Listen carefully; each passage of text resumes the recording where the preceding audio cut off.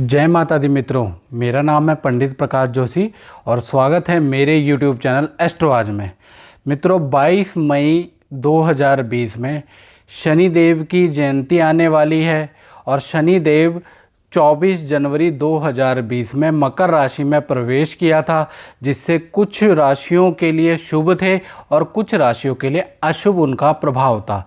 तो जयंती, जो शनि की जयंती आती है, यानी कि शनि का जिस दिन जन्मदिन होता है, उस दिन यदि व्यक्ति जप, धर्म, दान इत्यादि अगर करता है तो शास्त्रों में मान्यता है कि उसका जो कष्ट होता है वो काफ़ी हद तक कम हो जाता है, उसकी जो पीड़ा होती है उसका नाश हो जाता है। तो शनि की जयंती आ रही है, 22 मई 2020 में शनि की जयंती है। उसी के बारे में पूरा का पूरा कार्यक्रम है। और मित्रों, ये कार्यक्रम यदि आपको पसंद आता है तो मेरे चैनल को सब्सक्राइब जरूर करें और बेल आइकन को ऑल में ऑन कर दें। चलिए मित्रों, शुरू करते हैं। सबसे पहले शनिदेव का आवाहन कर लेते हैं। ओम नीलांजनम समाभाषम रविपुत्रम यमाग्रजम छायामार्तं संभूतं तम नमामि शनिश्चरम्। ओम शं शनिश्चराय नमः। जय जय शनिदेव। तो मित्रों, आज हम चर्चा करने वाले हैं जो 22 मई 2020 में जो शनि जयंती आ रही है, जिसमें विपरीत राजयोग भी बना है। वो 12 की 12 राशियां जो कष्ट में चल रही हैं, जो परेशानी में चल रही हैं, उनमें वो राशि वाले कुछ दान करके अपने कष्ट से निजात पा सकते हैं। शास्त्रों में भी इसका विधान है। सबसे पहले हम जानते हैं कि 24 जनवरी के दिन शनि जब मकर राशि के अंदर गया तो 12 राशियों का क्या हाल हुआ, इसके बारे में पहले चर्चा कर लेते हैं। तो सबसे पहले मेष राशि को मित्रों देख लेते हैं। तो मेष राशि जब शनि मकर राशि में गया तो ये मेष राशि केंद्र में राशि स्थित थी शनि से। तो ऐसे में 50% मेष राशि वाले जातक और जातिकाओं को अच्छा रिजल्ट मिलेगा और 50% खराब रिजल्ट मिलेगा। यानी मेष राशि वालों का जो शनिदेव है, या तो प्रॉपर्टी से संबंधित, माता से संबंधित, परिवार से संबंधित या विद्या से संबंधित कोई ना कोई अच्छा काम कराएंगे और कोई ना कोई बुरा भी काम कराएंगे, और दोनों काम पैरेलल चलता रहेगा। यानी जहाँ पर प्रॉपर्टी खरीदेंगे वहाँ कहीं ना कहीं माता को परेशानी रहेगी, माता बीमार रहेगी, परिवार में वाद विवाद बढ़ जाएगा, या विद्या में अच्छा होगा तो माता पिता को टेंशन रहेगी। तो इस तरह का चीजें चलती रहेगी। इसी प्रकार से वृषभ राशि की बात करते हैं तो वृषभ राशि त्रिकोण की राशि है। यहाँ पर संतान और नौकरी के लिए 70% अच्छा फलदायक है और 30% नेगेटिव फलदायक है। इसी प्रकार से मिथुन राशि के लिए बात करें तो मिथुन राशि जो त्रिक भाव में ये राशि आई है, 6, 8, 12 भाव में जो भी राशि आ जाती है शनि से, तो वो हमेशा कष्टप्रद होती है। तो ऐसे में जो मिथुन राशि वाले जातक और जातिकाएं, उनको नौकरी के लिए, रोग के लिए, शत्रु के लिए 80% नेगेटिव रिजल्ट मिलेगा। यानी नौकरी से मिथुन राशि वाले परेशान रहेंगे, बीमारी कोई ना कोई लग सकती है, शत्रु परेशान करेगा या वाद विवाद बढ़ जाएगा। इस तरह का 80% नेगेटिव रिजल्ट शनि के गोचर से इनको प्राप्त हो रहा है। इसी प्रकार से अगर कर्क राशि की बात करें तो कर्क राशि जो है शनि से केंद्र में स्थित है, तो 60% पॉजिटिव रिजल्ट देगी और 40% नेगेटिव रिजल्ट देगी। यानी दाम्पत्य सुख और व्यापार और पार्टनरशिप की बात करें तो इससे संबंधित कोई ना कोई घटना कर्क राशि वालों के साथ होने वाली है। अब पहले तो दाम्पत्य सुख और व्यापार में देखा जाए तो कहीं ना कहीं अच्छा होगा, लेकिन कठिनाई से चीज़ें होंगी और पार्टनरशिप चलेगी नहीं, पार्टनरशिप में ब्रेक होगा। कारण क्या है कि 60% अच्छा रिजल्ट है और 40% नेगेटिव फलदायक है। इसी प्रकार से सिंह राशि की बात करें तो सिंह राशि भी त्रिक भाव के अंदर 6, 8, 12 भाव के अंदर विराजमान हो गई है, जिस वजह से इनका रुका हुआ धन, पैतृक प्रॉपर्टी और नौकरी में 80% शनि का जो रोटेशन है, शनि का जो गोचर है वो नेगेटिव फलदायक है। यानी कि पैसा रुक जाएगा, पैतृक माता पिता से मतभेद या पैतृक धन की प्राप्ति नहीं हो पाएगी, नौकरी में भी कहीं ना कहीं दिक्कत है। इसी प्रकार से कन्या राशि की बात कर लेते हैं तो कन्या राशि त्रिकोण में 70% पॉजिटिव है, यानी कि धन में कुछ ना कुछ अच्छा होगा, नौकरी में कुछ ना कुछ, ये जो 2.5 साल शनि मकर राशि में रहेंगे उसमें अच्छा होगा। 30% मानसिक तनाव और चिंता रहेगी, क्योंकि यहाँ पर क्योंकि ये शनि है और शनि को कहा जाता है कष्ट का कारक, न्याय का कारक, और जीवन में हर व्यक्ति ने कोई ना कोई पाप और पुण्य तो किया ही होता है मित्रों। अब तुला राशि की बात कर लेते हैं। तुला राशि से ये केंद्र में राशि स्थित है, तो ऐसे में व्यापार के लिए, धन के लिए और नौकरी के लिए 50% अच्छा रिजल्ट दायक और 50% खराब रिजल्ट दायक है। यानी कि ये जो 2.5 साल है उसमें तुला राशि को 50% तो मिलेगा अच्छा, नौकरी में पद प्रमोशन, व्यापार में भी ग्रोथ, और 50% के बाद फिर नीचे की ओर चला जाएगा। कारण क्या है कि तुला राशि के लिए 50% ही लाभदायक है और पूरा 2.5 साल मानसिक तनाव, चिंता, शत्रुता रहेगी। इसी तरह से वृश्चिक राशि की बात करें, ये तो उच्च स्थान में विराजमान है, इसलिए जो है 70% अच्छा फलदायक है वृश्चिक राशि वालों के लिए। व्यापार में उन्नति होगी, विवाह से संबंधित काम होंगे, सम्मान की प्राप्ति होगी, लेकिन मानसिक चिंता और खर्चे में नियंत्रण नहीं कर पाएंगे। इसी प्रकार से धनु की बात करें तो धनु राशि जो है त्रिक भाव में आ जाती है गोचर में, तो ऐसे में क्या होगा, काम, उन्नति और धन तीनों चीज के लिए 80% नेगेटिव फलदायक है शनि का मकर राशि में परिवर्तन। इसी तरीके से हम धनु की हमने बात कर ली, अब मकर राशि की बात कर लेते हैं। तो मकर राशि से केंद्र में तो काम के लिए, स्वास्थ्य के लिए, पत्नी के लिए 50% अच्छा है और 50% खराब है। जहां पर काम अच्छा बनेगा वहां पर पत्नी से बनेगी नहीं, या पत्नी बीमार रहेगी, या फिर आपका स्वास्थ्य अच्छा रहेगा तो काम अच्छा नहीं रहेगा। तो इस तरह से एक रिजल्ट मकर राशि वालों को अच्छा मिलेगा और एक रिजल्ट मकर राशि वालों को बुरा मिलेगा।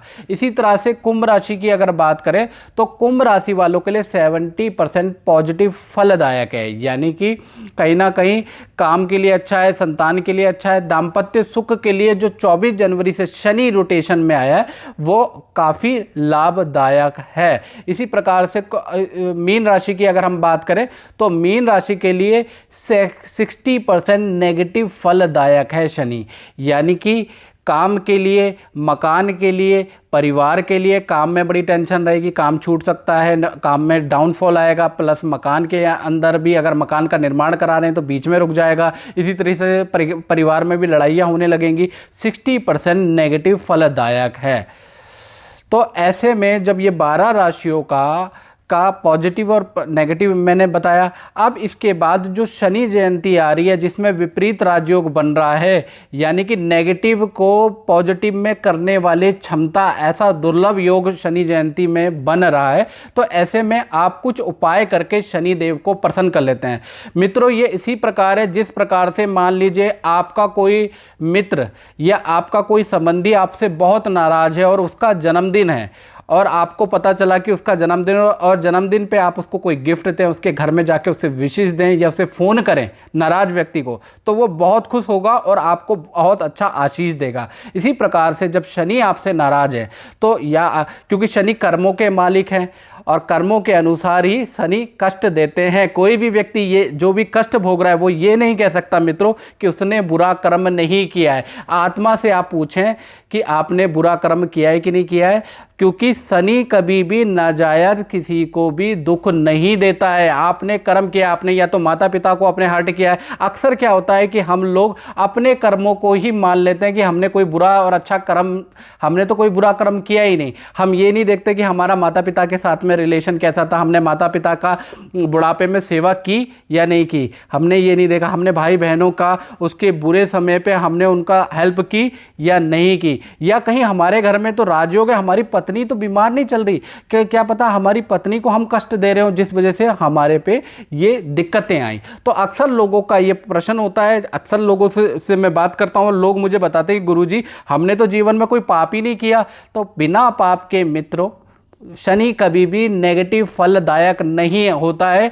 बहुत कुंडलियां मैंने देखी है जिसमें मार्केश, साक्षात शनि मार्केश होने के बावजूद भी उस व्यक्ति को राजयोग वाला फल दिया, यानी सप्तम अष्टम में विराजमान होने के बाद भी उस व्यक्ति को राजा बनाया। क्यों? क्योंकि उसने अपने माता पिता की सेवा की, उसने अपनी पत्नी को हमेशा खुश रखा। तो ऐसे व्यक्ति को शनि राजा बनाने से कभी नहीं चूकता है, और चाहे उस पर शनि की 7.5 चल रही हो या शनि का गोचर या ढैया चल रही हो, उस व्यक्ति का कोई कुछ नहीं बिगाड़ सकता। जिसने अपने माता पिता और अपने स्त्री की लाज रखी है, वो पत्नी धर्म का, माता पिता धर्म का, पुत्र धर्म का पालन किया है, उसका कोई भी ग्रह कुछ भी नहीं बिगाड़ सकता। तो मित्रों, अगर आपको कष्ट चल रहा है तो पहले तो ये मान लो, क्योंकि कहते हैं ना, अगर मानोगे तभी आपको दिल से, जब कहते हैं ना कि हम भगवान के सामने क्षमा करते हैं, आवाहनम न जानामि न जानामीता अर्चनम पूजा चैव न जानामि क्षम्यताम परमेश्वरा, यानी कि हम मन से ये मानते हैं कि हाँ हमने ये गलती की होगी, है शनिदेव हमें माफ़ कर दे। उसके बाद आप मनन करने के बाद अपनी गलतियों को ये उपाय करोगे तो 100% आपको असर आएगा। लेकिन आपको मानना जरूर है, मेरे कहने से नहीं, आप अपनी गलतियों को एनालिसिस करोगे तब आपको पता चलेगा कि शनि ने जो आपके काम रोक रखे, आपको जो दंड दे रखा है कई सालों से, वाकई में आपका ध्यान वहाँ गया ही नहीं, लेकिन वो कर्म आपने किया था। चलिए अब बात कर लेते हैं कि राशि के अनुसार शनि जयंती के दिन आप क्या उपाय करके अपना उद्धार कर सकते हैं। पहले बात कर लेते हैं मेष राशि वाले। मेष राशि वाले शनि जयंती के दिन काले कुत्ते को भोजन जरूर कराएं। कोशिश करें 3 कुत्तों को भोजन कराएं, जिससे कि शनि का शुभ प्रभाव आप पे आने लगे। इसी तरह से वृषभ राशि की बात करें तो वृषभ राशि वाले शनि जयंती के दिन काले चने ले लें और पूड़ी घर में बनवा लें, या खुद भी आप बना सकते तो बना लें, और गरीबों को खिलाएं। आजकल गरीब आपको हर जगह मिल जाएंगे, आप उनकी हेल्प करोगे, आपकी भी हेल्प शनिदेव के माध्यम से होगी। इसी प्रकार से मिथुन राशि की बात करें तो मिथुन राशि वाले कड़ी चावल घर में बना के गरीबों को बांटें। इसी प्रकार से हम कर्क राशि की बात करें तो कर्क राशि वालों को उड़द की दाल की खिचड़ी बनानी है।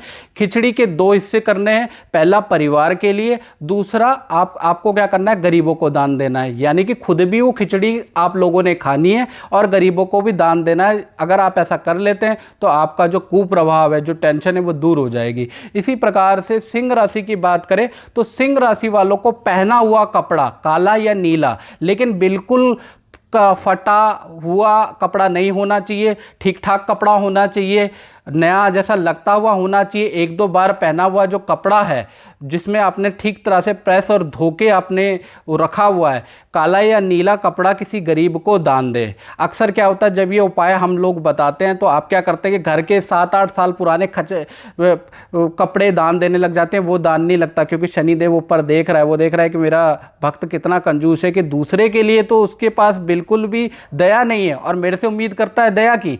तो इसलिए ऐसा काम नहीं करना, हमें याद रखिएगा। इसी प्रकार से कन्या राशि की बात करें तो कन्या राशि वाले अपने कष्ट को मिटाने के लिए कड़ी चावल बना के गरीबों को दान दे सकते हैं। इसी प्रकार से तुला राशि की बात करें तो तुला राशि वाले कुत्तों को भूरी वस्तु आपको खिलानी है। भूरी वस्तु, या तो हलवा आप घर में बना दें, मीठा कम डालना, या फिर आप केक ले के आएँ और कुत्तों को आप खिलाएं। ऐसा करेंगे तो शनिदेव आपसे प्रसन्न होगा। इसी प्रकार से वृश्चिक राशि की बात करें तो वृश्चिक राशि वाले काले चने और पूरी आपको बनानी है। बनाने के बाद उसको गरीबों को बांटना है, याद रखिएगा, तो उससे शनि आप पे प्रसन्न होंगे। इसी तरह से धनु राशि की बात करें तो धनु राशि वाले कड़ी और चावल बना के गरीबों को दान दे। इसी तरीके से मकर राशि की बात करें तो मकर राशि वाले उड़द की दाल की खिचड़ी, जिसके 2 भाग करने हैं। पहला भाग अपने सदस्यों के लिए, अपना खुद भी खाना है, और दूसरा भाग गरीबों को देना है। इसी प्रकार से कुंभ राशि की बात करें तो कुंभ राशि वाले वही पहना हुआ कपड़ा, लेकिन नया जैसा 1-2 बार जो पहना है नीला काला कपड़ा, उसको आपको किसी गरीब को दान देना है। पहना हुआ कपड़े का मतलब ये नहीं कि आपने जुराब दान दे दी, आपने रुमाल दान दे दी, वो फिर उतना ही आपको मिलेगा। फिर आप भगवान शनिदेव से ज़्यादा की उम्मीद नहीं कर सकते। या अगर आपको ज़्यादा की उम्मीद करनी है तो ज़्यादा दान देना पड़ेगा मित्रों। यानी कि आप पूरा पैंट शर्ट का जोड़ा दें, ठीक है जी, कोई बात नहीं, एक काला होगा एक वाइट होगा, लेकिन कोई बात नहीं, वो पेयर में होगा, आप दे सकते हो, लेकिन देना भी ऐसे ही चाहिए, ठीक है जी। कुंभ राशि की बात कर ली। इसी प्रकार से मीन राशि की बात करें तो मीन राशि वाले उड़द के दाल के पकोड़े बना के, उड़द की दाल को पीस के उसके पकोड़े बना के आप गरीबों को खिलाएंगे तो शनि की कृपा प्राप्त होगी। तो मित्रों, मैंने आपको जो दान दिए हैं, जो शनि के के जयंती पे जो ये आपको दान देने हैं मित्रों, इसको लाइटली मत समझना। ये मैं 10 सालों से लोगों से करवाता आ रहा हूँ और कराने से लोगों को मिरेकल रिजल्ट मिले। आप करके देखें, करेंगे और भक्ति भाव से करेंगे तो आपको आपका जो भी समस्या उसमें आपको निवारण होता हुआ नजर आएगा। आपको ऐसा लगेगा कि कोई ईश्वरीय शक्ति आपकी हेल्प कर रही है। आप खुद अनुभव करोगे और मुझे बाद में वीडियो के माध्यम से फीडबैक भी दोगे मित्रों। लेकिन आपको श्रद्धाया माप्यते शक्ति, शास्त्रों का एक सूत्र है, श्रद्धाया माप्यते शक्ति, यानी कि श्रद्धा रखनी है। श्रद्धा रखोगे तो आपको चीजें होती हुई नजर आएंगी। मित्रों आज के कार्यक्रम में बस इतना ही। मुझे दीजिए इजाजत। जय माता दी मित्रों।